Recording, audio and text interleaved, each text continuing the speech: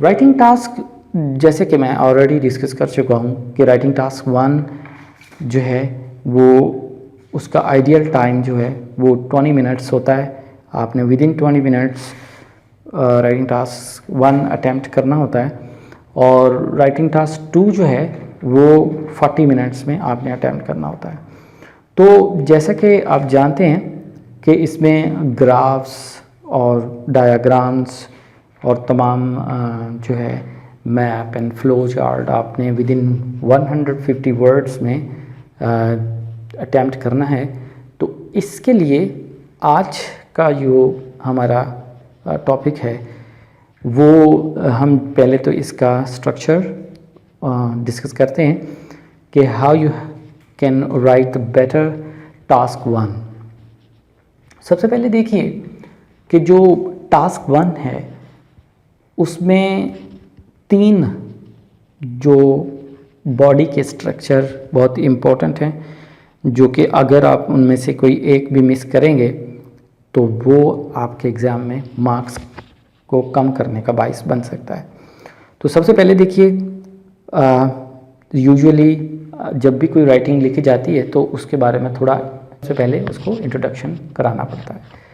बेहतर यही होगा कि आप कॉपी पेंसिल लेकर बैठिए और मैं जो भी आपको गाइडलाइन प्रोवाइड कर रहा हूँ वो आप अपनी कॉपी पेंसिल के साथ उसको नोट डाउन करें जस्ट लाइक अ लेक्चर, और इसी से ही आपको फ़ायदा होगा। अगर आप सिर्फ लेक्चर सुनने की हद तक सुनते हैं तो इस क्लास का कोई फ़ायदा नहीं होगा। तो बेहतर यही है कि आप जो है इसको लिखते जाइए साथ साथ। तो टास्क 1 का पहला पार्ट जो है वो है इंट्रोडक्शन। अब ये देखिए, जो इंट्रोडक्शन है टास्क 1 का, उसको लिखते वक्त 2 चीज़ों का आपने ख्याल रखना है कि क्या मैंने जो मुझे प्रोवाइडेड इंफॉर्मेशन थी स्टेटमेंट के अंदर वो मैंने उसको एक्सप्लेन किया कि नहीं। और दूसरी बात जो आपने सबसे इम्पोर्टेंट इंट्रोडक्शन में रखनी होती है याद, वो ये है कि क्या आपने उसका ओवरऑल एक ट्रेंड होता है डायग्राम में, उसको डिस्कस किया कि नहीं। तो चलते हैं इसकी डिटेल की तरफ कि how you can write better introduction. Introduction किसी भी जो एकेडमिक तहरीर होती है राइटिंग, उसका बहुत ही इम्पोर्टेंट पिलर है टू गेट द बैंड्स और द हाईएस्ट मार्क्स। तो सबसे पहले ये देखिए, मैं जिस तरह से आपको हैंडआउट्स में मैं ऑलरेडी आपको ये चीज़ प्रोवाइड कर चुका हूँ कि क्योंकि मैं स्टूडेंट्स को थोड़ा सा इजी वे में एक्सप्लेन करने की कोशिश करता हूँ और उनको टीच करने की कोशिश करता हूँ। आईएल्ट्स में सबसे ज़रूरी बात जो है वो हर स्टूडेंट की यही विश होती है कि वो हाईएस्ट बैंड्स गेन करे। तो हमने क्या करना है कि हम स्टूडेंट्स को टोटल डिस्कस करेंगे कि वो कौन से अल्फाज हैं और वो कौन सी ऐसा वे है जिससे वो हाईएस्ट मार्क्स गेन कर सकते हैं। तो देखिए ज़रा, जिस तरह से मैंने आपको जो प्रोवाइडेड हैंडआउट्स में गाइड किया है उसी स्ट्रक्चर को फॉलो करते हुए हम पहला स्ट्रक्चर जो है फॉलो करते हैं। वो ये है कि शुरू में आपने जो प्रोवाइडेड स्टेटमेंट आपको क्वेश्चन में मिली है, जिस पे उन्होंने आपको मुख्तलिफ़ किस्म के स्टैटिस्टिकल इंफॉर्मेशन दिए होते हैं।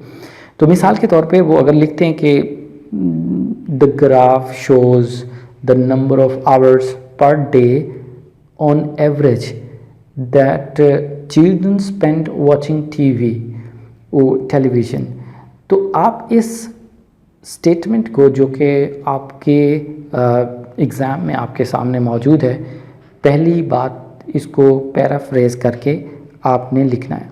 लेकिन अभी हम फ़िलहाल इंट्रो का छोटा सा एक स्ट्रक्चर डिस्कस करते हैं जिसकी मदद से आप जो फर्दर इंफॉर्मेशन है जो कि आपने चार्ट को देखने के बाद सीखनी है, वो आपको बेहतर तरीके से एडजस्ट करने में आसानी होगी।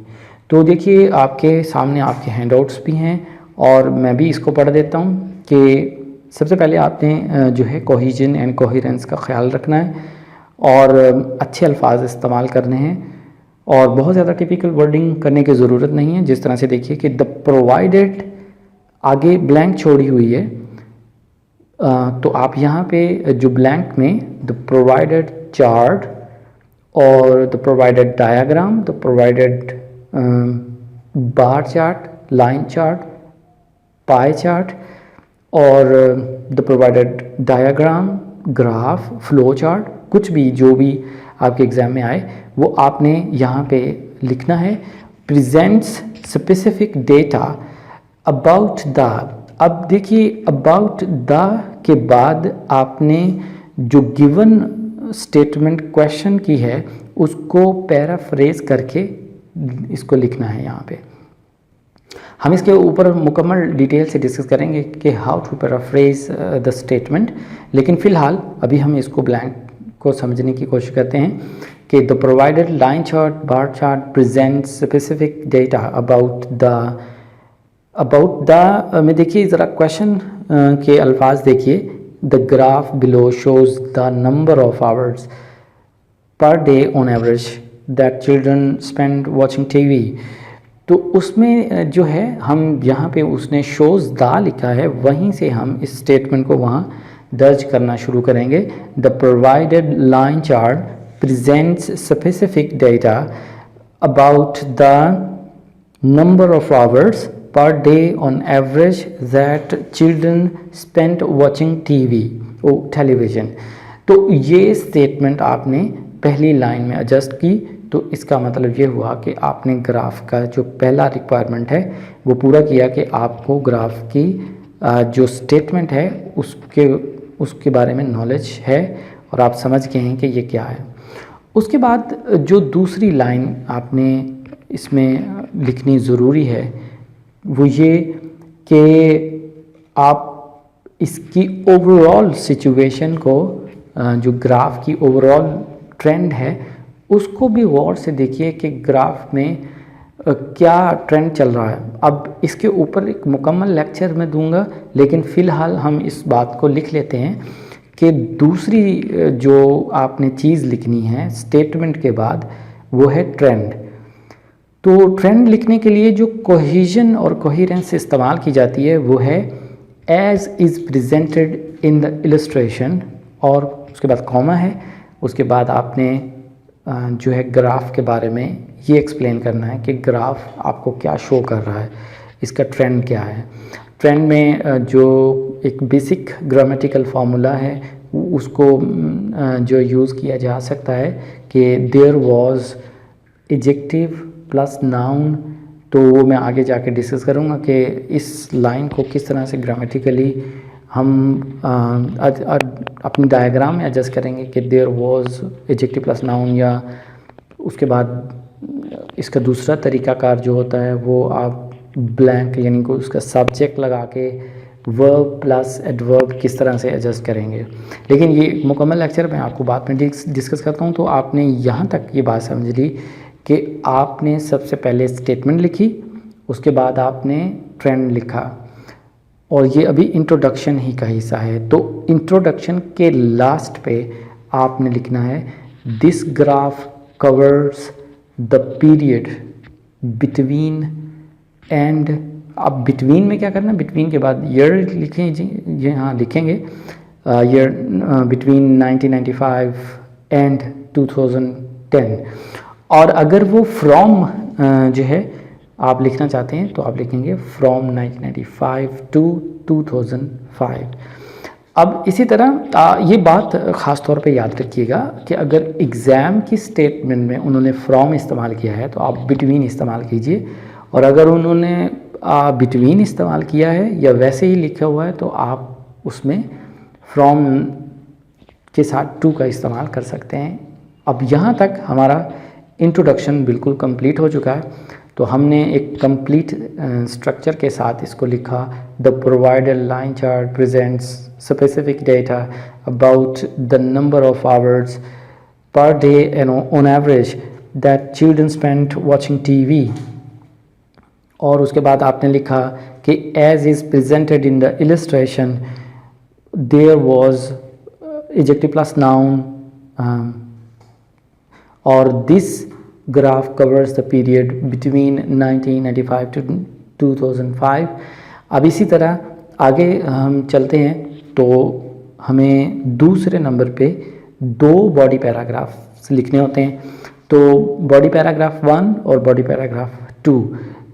अब फर्स्ट पैराग्राफ में जो सबसे इम्पोर्टेंट बात आपने लिखनी है वो ये है कि आप जो डायग्राम का स्टार्टिंग पॉइंट है उसको गौर से देखिए कि वो कहाँ से स्टार्ट होता है। इसके बारे में एक बहुत ही इम्पोर्टेंट इन्फॉर्मेशन जो आपको याद रखनी है वो ये है कि कभी भी साल के शुरुआत में ही इंक्रीज़ और डिक्रीज़ के वर्ड से लाइन नहीं लिखते, क्योंकि पहले ही साल में ना तो डेटा इंक्रीज़ हो रहा होता ना ही डिक्रीज़ हो रहा होता, वो किसी एक पॉइंट से शुरू हो रहा होता है।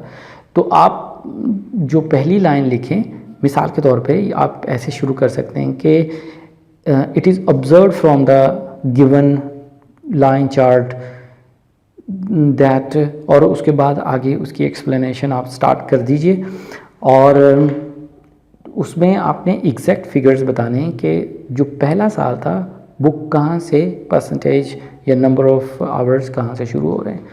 इसी तरह आगे चलें तो जैसे ही आप पहला बॉडी पैराग्राफ कंप्लीट करें, उसकी तमाम वेरिएशंस को लिख दें, तो आपने नेक्स्ट पैराग्राफ में 2 चीज़ों का ख्याल रखना है। अगर तो आप सेम इंफॉर्मेशन ही डिस्कस कर रहे हैं तो आपको ऐसा वर्ड ही इस्तेमाल करना है कोहेजन एंड कोहेरेंस के लिए कि वो ये शो करे एग्जामिनर को कि आप कंटिन्यू बात डिस्कस कर रहे हैं। तो जिस तरह से आप उसके लिए मोर ओवर का वर्ड इस्तेमाल कर सकते हैं। इसी तरह अगर आप बॉडी पैराग्राफ 2 के शुरू में कुछ ऐसी इंफॉर्मेशन लिखना चाह रहे हैं कि जो थोड़ी ऑपोजिट है, तो फिर आपने क्या करना है कि आप how ever on the other hand का वर्ड इस्तेमाल करके बॉडी पैराग्राफ 2 लिखेंगे। अब जो तीसरा पैराग्राफ है वो है ओवरऑल। ये बहुत ही ज़रूरी बात है कि ओवरऑल आपने किस तरह से डिस्कस करना है।